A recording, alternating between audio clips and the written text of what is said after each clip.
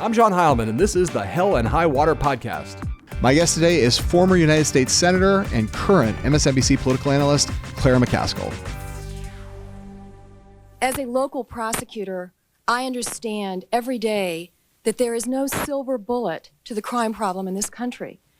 What the Republicans don't seem to understand is just more police and prisons will not get the job done. We have to have a comprehensive approach, and Congress listened to the professionals of local law enforcement when they enacted that comprehensive approach last fall. For Congress to step back from its responsibility at this point would be a cruel hoax on this country. Those of us who must face the violence every day would urge the Republicans to realize that to be short-sighted now is risking our children's safety, our family's safety, and it's very important that we remain committed to this comprehensive approach. So you were talking about Joe Biden's crime bill, now a hugely controversial thing in many quarters of the Democratic Party. The panel somehow got convened by Governor Carnahan at the time, and you were on the rise, Claire. Because of your background, which you're a lawyer and you were a prosecutor, your crime and various dimensions of crime and law enforcement were a big part of your political career. And obviously crime is now a very hot issue in our politics. Republicans see it as a way of beating Democrats by trying to paint them with the defund the police brush. I just want you to talk about how that issue evolved, because I do want to talk about your history here. In the course of your career, how the issue of crime evolved and how the posture towards crime of the Democratic Party has changed over time, and what you make of it, because that time back in when the crime bill was passed in 1994, it was not seen as obviously as a retrograde or right wing thing. Now, obviously, much of the Democratic progressive base thinks it is, and yet now we're having more discussions about putting more cops back on the beat in the Senate just last week. So I just give me an overview of that issue and the politics of it. Well, keep in mind that I was the elected prosecutor in Kansas City. I ran the largest prosecutor's office in the state, and we handled about 10,000 felonies a year. And we were having record violent crime in the early 90s, mostly because of crack and meth and other really serious ingrained drug problems that brought about all kinds of associated violence. But at the same time, I was much different than most prosecutors in that I got it that there was low-level drug offenses that should not go in prison. And so one of the things I worked with, and that's when I first began my treks to Washington, was establishing a drug court. I was the first prosecutor involved, other than Janet Reno, in actually moving a drug court to the front of my community and starting a drug court and figuring out that low-level people who have only committed nonviolent crimes because of drugs, we shouldn't waste prison space on them. So, I think I have a pretty grounded and varied background in law enforcement. And I understand that more police officers don't necessarily mean more people in prison if you do it right. And one of the things I think the crime bill has gotten a really bad rap on, people forget what else was in there. I mean, the violence against women stuff was in there. We were able to do a victim advocacy unit for the first time with federal money for that bill. The community policing was huge. Not only did we do community policing, we expanded it to community prosecutors. So what happened in neighborhoods that were riddled with lots of crime, you had a prosecutor and police officers that came to your neighborhood meetings, that came and knocked on your door and said, what's going on? What can we help with?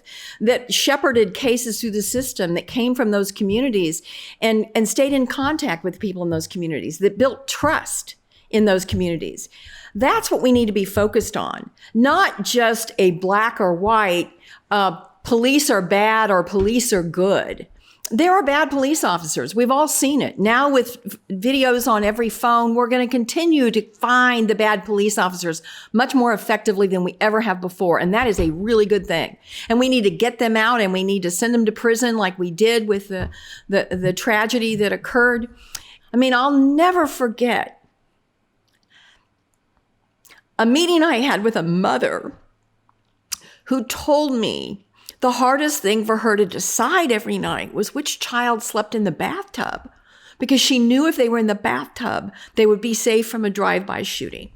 So every night she did a Sophie's Choice about which of her children she put in her bathtub to sleep, because she knew they would be safe there. No one should have to live like that in this country.